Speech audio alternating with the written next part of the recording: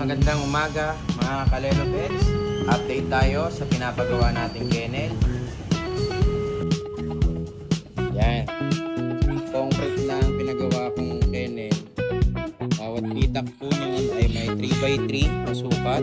Tapos ang taas po niyan ay 870 para kung sakaling magdagdag tayo ng large breed, pwede pa rin. First more, meron niyang slab dito. Islaban yan para sa taas. Meron pang kulungan ng mga toy breed. Dito, medyo alanganin ako dyan. Ang ginawa ko na lang ay paliguan. Paliguan ng aso. Update ko kayo guys pagka lumawa kami. Update kita ko. Yan.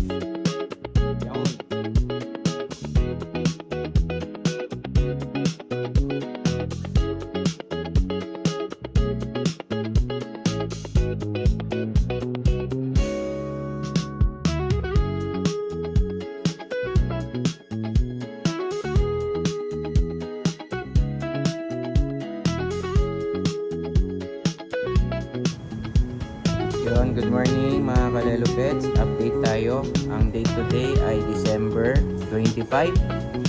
December 25, Christmas Day. Update tayo. Ito na ang update sa pinapagawa nating kennel. Halos tapos na lahat ng corner. Tapos na yan. Yan. Konti na lang to. Ang ginagawa ko ay indoor kennel. Ang problema ko kasi talaga ngayon, hindi na ako makapagdagdag ng aso. Halimbawa, gusto ko magdagdag ng ng medium breed, husky, mga beagle, mga ganyan. Hindi na ako makapagdagdag kasi sa sobrang ingay na. Baka hindi naman ako nirereklamo ng mga kapitbahay ko, pero syempre, bilang respeto sa kanila, sa mga kapitbahay, tayo na ang mag-a-adjust. Pinagawa ko na to kasi gusto ko close na yung ating kennel. Sa future baka magkaroon tayo ng aircon, ganun. Pero pansamantala, electric fan lang muna ang kakabit natin. Yun lang plano natin. Update lang tayo guys kasi excited na rin ako. Christmas Day ngayon. Sigurado ko abutin to na January pa. Okay, update ko kayo guys pagka meron na ulit tayong progress sa pinapagawa natin.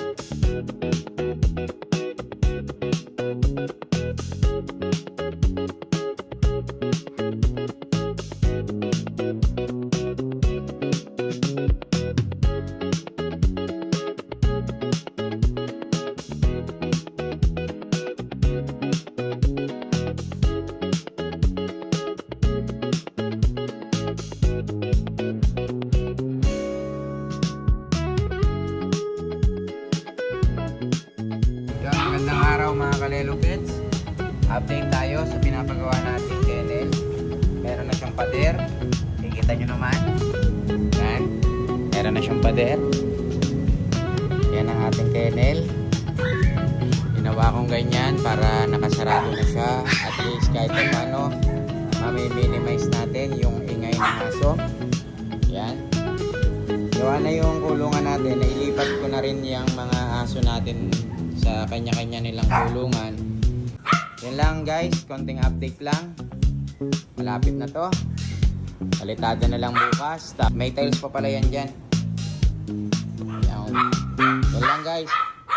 At video ulit ako pagka halimbawa meron ng progress ulit.